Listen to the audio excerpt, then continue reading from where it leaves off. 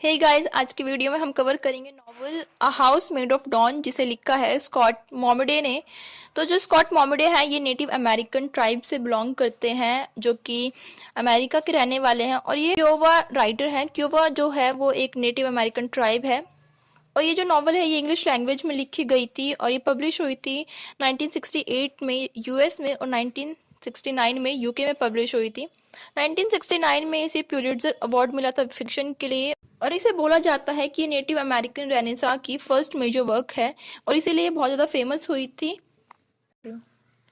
जो मॉमडे है he was born on 27 फरवरी 1934 में।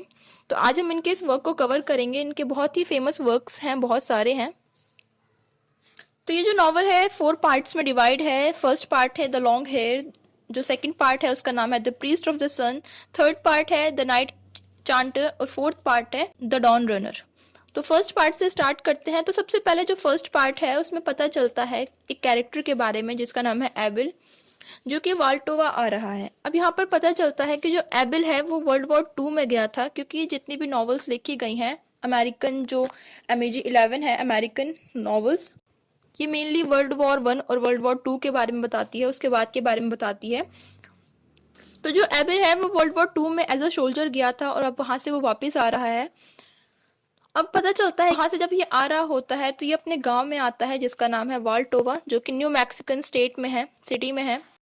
अब जो एबिल है उसे कुछ चीज़ें हैं जो हॉन्ट करती हैं, क्योंकि इसने वर्ल्ड वॉर में इतना ज़्यादा ब्लडशेड देखा होता है, खून खराबा देखा होता है। और जो वॉर की मेमोरी होती है वो उसे कहीं ना कहीं ट्रॉमेटाइज कर रही है। उसका जो मेंटल है वो ट्रॉमा से रहता है, मेंटल जो उसकी हेल्थ है वो ख़राब रहती है। और साथ ही साथ उसे अपने जो भाई है विडल, उसकी भी यादें आती हैं और जो उसे बहुत ही ज़्यादा हॉन्ट करती हैं। अब पता चलता है जो एबिल है वो ड्रंक है, वो बहुत ज़्यादा ड्रंक होकर आया है। और यहाँ तक कि जो उसके ग्रैंडफादर हैं जिसका नाम है फ्रांसिस्को, जो उन्हें लेने पहुंचे होते हैं, रिसीव करने पहुंचे होते हैं, वो इतना ज़्यादा ड्रंक होता है कि वो अपने ग्रैंडफादर को भी पहचान नहीं पाता है। अब यहाँ पर जो फ्रांसिस्को हैं, जो कि इसके ग्रैंडफादर हैं, उनकी एक लेग डैमेज हो गई है किसी रीज़न से। और बहुत सालों पहले वो एक फेमस हंट्समैन हुआ करते थे और उनकी जो रेपुटेशन है वो काफ़ी ज़्यादा अच्छी है उनकी सोसाइटी में।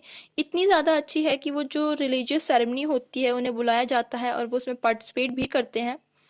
अब यहाँ पे पता चलता है कि जो एबिल हैं उसके फादर और मदर की डेथ हो गई थी बहुत सालों पहले ही। और उसके बाद जो इसके ग्रैंडफादर हैं फ्रांसिस्को, उन्होंने ही इसको और इसके भाई को पाला है, मतलब कि एबिल और विडल को पाला है। उन्हें उनके जो चाइल्डहुड से ही नेटिव की कहानियाँ सुनाई गई हैं, उनकी जो ट्रेडिशन है उनको सिखाया गया है, जो जो उनका ट्राइब था, उनके जो वैल्यूज़ थी वो बताई गई है, नेचर के बारे में कहानियाँ सुनाई गई हैं। और इसीलिए जो एबिल है वो खुद को इस चीज़ों से कनेक्ट पाता है। एबिल है वो अपने आप को कहीं ना कहीं ट्राइब से कनेक्टेड पाता है, क्योंकि उसने स्टार्टिंग से ही इतनी ज़्यादा अपने नेटिव की, अपने ट्राइब की स्टोरी सुनी होती हैं। वो एक नेचर लवर भी है। और जो विडल है उसकी बहुत सालों पहले ही डेथ हो गई है किसी रीज़न से। और जो एबिल है वो अपने आप को जिस वर्ल्ड से कनेक्टेड पाता है, जिस ट्राइब से कनेक्टेड पाता है, ये उसकी एक सेकंड लाइफ है, सेकंड वर्ल्ड है। और इसी वर्ल्ड को नाम दिया गया है a house made of dawn, और यही जो टाइटल है उसे भी रखा गया है। कि जो एबिल है जब वो वापस आ गया है तो वो जॉब ढूंढना शुरू करता है। अब यहाँ पर एक प्रीस्ट हैं, एक फ्रायर हैं, जिनका नाम है फादर ऑल्गिनो, जो रोमन कैथोलिक चर्च के प्रीस्ट हैं और वो बहुत ज़्यादा कन्फ्यूजियस पर्सन है। तो वो यहाँ पर उसकी हेल्प करते हैं काम ढूंढने में। और यहाँ पर उसे वो एक वुड चॉपिंग का काम दिलवा देते हैं, मतलब कि लकड़ियाँ काटने का काम दिलवा देते हैं। तो जो एबिल है वो एक लेडी के लिए यहाँ पर लकड़ियाँ काटता है जिसका नाम है एंजेला। एंजेला एक रिच लेडी है लेकिन वो अनहैप्पी है, वो मैरिड है लेकिन अनहैप्पी है और वो अपने आप को बहुत लोनली फील करती है। तो जब वो उसे देखती है एबिल को काम करते हुए, लकड़ियाँ काटते हुए, तो वो उसे सिड्यूस करना चाहती है, उसे सिड्यूस करने की कोशिश करती है ताकि जो उसका अकेलापन है वो ख़त्म हो सके और उसे कोई कंपनी मिल सके अपने साथ रहने के लिए। अब जो एबिल है, एबिल की यहाँ पे क्वालिटीज़ बताई गई हैं कि जो कैसे वो एक एनिमल की तरह से उसके अंदर क्वालिटीज़ हैं, वो वर्क करता है, जानवरों की तरह है। और ये सारी चीज़ें ही एंजेला को फैसिनेटेड करती हैं, उसे चार्म करती हैं, अट्रैक्ट करती हैं। अब धीरे धीरे जो एंजेला है और जो एबिल है दोनों फ्रेंड बन जाते हैं और उसके बाद दोनों के बीच में जो अफेयर है स्टार्ट हो जाता है। अब एक दिन विलेज में वाल्टोवा में ही एक फीस्ट ऑर्गेनाइज की जाती है, जिस फीस्ट में लोग पार्टिसिपेट करते हैं। अब यहाँ पर एक अगला कैरेक्टर सामने आता है जिसका नाम है अल्बिनो। तो जो अल्बिनो है वो एक अच्छा हॉर्स राइडर है, उसकी हॉर्स राइडिंग बहुत ज़्यादा अच्छी है, तो यहाँ पर जो एबिल है और जो एल्बिनो है वो हॉर्स राइड कंपटीशन में जो रेस होती है उसमें भाग लेते हैं, उसमें पार्टिसिपेट करते हैं। और जो एबिल है हार जाता है और जो एल्बिनो है वो उसकी बहुत ज़्यादा ह्यूमिलेट करता है, उसका मजाक उड़ाता है, जिसके बाद इन दोनों के रिलेशन ख़राब रहते हैं। लेकिन धीरे धीरे ये दोनों ही अच्छे दोस्त बन जाते हैं, अननोन से नोन हो जाते हैं। अब दोनों ही साथ में ड्रिंक करते हैं, शराब पीने जाया करते हैं। अब जो एबिल है, क्योंकि वो वर्ल्ड वॉर 2 से वापस आया है और उसका जो मेंटल स्टेट है वो सही नहीं है, उससे वॉर की मेमोरीज हॉन्ट करती हैं और उसके जो डेड डेड ब्रदर है उसकी भी मेमोरीज हॉन्ट करती है। तो इस वजह से उसे हेलुसिनेशन होने लग जाता है, भ्रम होने लग जाता है। अब एक दिन क्या होता है, ये दोनों ही फ्रेंड ड्रिंक करने गए होते हैं और वहाँ पर जो एबिल है उसे हेलुसिनेशन होता है और उसे लगता है कि जो अल्बिनो है वो एक विच है, एक चुड़ैल है जो कि इंसान से, ह्यूमन से स्नेक में कन्वर्ट हो रहा है। और इसीलिए यहाँ पर वो उसे स्नेक समझकर उसे नाइफ से, चाकू से मार देता है। और इस क्राइम की वजह से जो एबिल है उसे जेल हो जाती है और इसी के साथ फर्स्ट पार्ट की समरी खत्म होती है। अब हम डिस्कस करेंगे सेकंड पार्ट की समरी, जिसका नाम है द प्रीस्ट ऑफ द सन।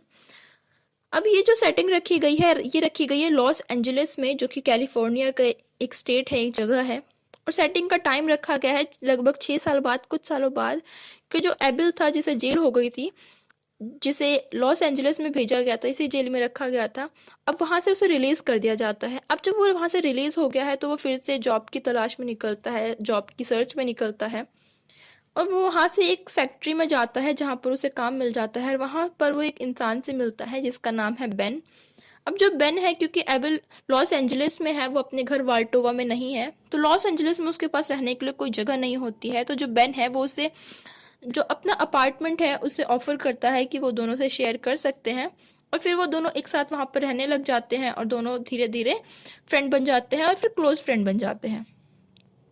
अब एक दिन जो एबिल है वो बीच पे घूम रहा होता है, बीच के आसपास में घूम रहा होता है, तो कुछ अननोन लोग आते हैं जो कि उस पर अनइंटेंशन से, पता नहीं वो कौन होते हैं और क्यों मारते हैं, लेकिन जो एबिल है वो उस पर अटैक कर देते हैं और उसे नियरली डेड कर देते हैं, कि अधमरा कर देते हैं।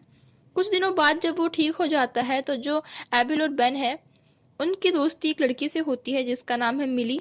मिली एक सोशल वर्कर है जो लॉस एंजलिस में पढ़ाई करने आई थी, लेकिन बाद में वो सोशल वर्कर बन गई। अब जो मिली है, क्योंकि वो तीनों फ्रेंड बन गए हैं, तो मिली उनके अपार्टमेंट में कभी कभी आती रहती है। अब जब वो वहाँ पर आती है तो जो एबिल है, एबिल और मिली धीरे धीरे फ्रेंड बन जाते हैं, अननोन से नॉन बन जाते हैं और दोनों लवर बन जाते हैं, उनका अफेयर स्टार्ट हो जाता है। सेकंड पार्ट है द प्रीस्ट ऑफ द सन। ये रखा गया है एबिल के पॉइंट ऑफ व्यू से, कि एबिल चीज़ों को कैसे देखता है, वो उन चीज़ों को कैसे ऑब्जर्व करता है। अब जो थर्ड पार्ट है द नाइट चांटर, ये बेन की पॉइंट ऑफ व्यू से रखा है कि बेन किसी भी चीज़ को कैसे देखता है, उसका वर्ल्ड व्यू कैसा है, या फिर उसने चीज़ों को कैसे देखा है। और सेटिंग रखी गई है सेम ईयर में, फरवरी में, और वाल्टोवा जाने के लिए, अब यहाँ पर जो एबिल है वो वाल्टोवा जाने के लिए निकल रहा है, उसके लिए तैयार हो रहा है, और जो बेन है वो उसे ट्रेन पर बिठाने आया है, फिर उसे छोड़ने आया है। लेकिन जो एबिल है वो वाल्टोवा क्यों जा रहा है, वो लॉस एंजलिस को क्यों छोड़ रहा है, इसकी स्टोरी ये है कि जो एबिल है उसकी जो लाइफ थी लॉस एंजलिस में वो इतनी ईजी नहीं थी। वो लोगों से लड़ाई करता रहता था और एक बार उसने एक पर्सन से लड़ाई करी और जब वो इतना ड्रंक था और लड़ाई में वो जीत नहीं पाया, और उसके बाद जब वो हार गया तो वो नेक्स्ट 2 डेज भी ड्रंक ही रहा और उसकी वजह से वो अपने वर्क पर नहीं जा पाया, वो फैक्ट्री नहीं जा पाया। और जो उसका बॉस था इसी वजह से वो उसे गुस्सा था और उसने उसे ह्यूमिलिएट किया। अब जो एबिल है उसने में ही अपनी जो जॉब थी उसे रिज़ाइन कर दिया, जॉब छोड़ दी। अब जब उसने जॉब छोड़ दी तो वो और ज़्यादा ड्रिंक करने लग गया और ज़्यादा लोगों से पैसे मांगने लग गया। वो मिली, बेन और लोगों से भी पैसे मांगता था अपनी उसकी ड्रंकन की जो हैबिट्स थी उसे पूरा करने के लिए।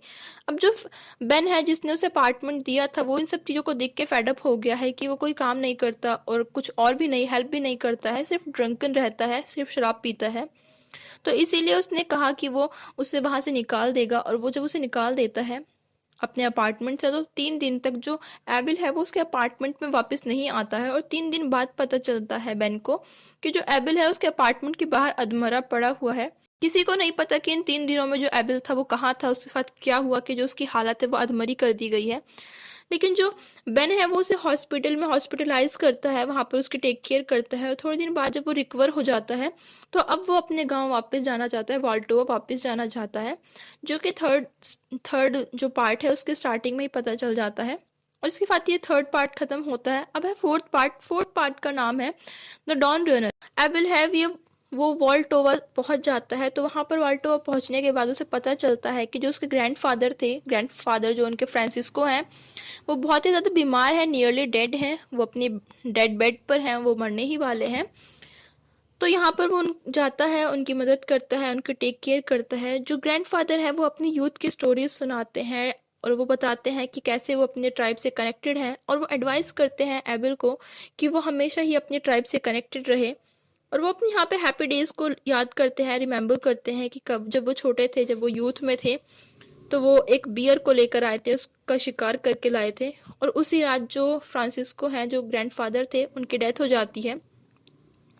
अब जो एबल है वो अपने ग्रैंडफादर को तैयार करता है ब्यूरियल के लिए, जो कि जैसे कि जो नेटिव्स लोग हैं वो उन्हें दफनाते हैं, तो उनका जो ब्यूरियल सिस्टम होता है, तो वो इस जो रिचुअल है इसके लिए वो अपनी पूरी बॉडी पर, फेस पर राख को लगा लेता है। और यहाँ पर एक रेस ऑर्गेनाइज की जाती है, जो कि इनका कस्टम था, वहाँ पे ये होता था। तो यहाँ पर रेस ऑर्गेनाइज की जाती है जो डेड लोग हैं उनके लिए। तो यहाँ पर जो रेस रखी गई थी, इसमें होता है अगर कोई पर्सन की डेथ हो जाती है तो उसका कोई रिलेटिव पर्सन है जो इसमें पार्टिसिपेट करता है। तो यहाँ पर जो एबल है वो इस रेस में पार्टिसिपेट करता है, और वो जब अपनी रेस को स्टार्ट करता है, दौड़ना शुरू करता है, तो वो अपने ग्रैंडफादर के लिए कुछ सॉन्ग्स गाता है।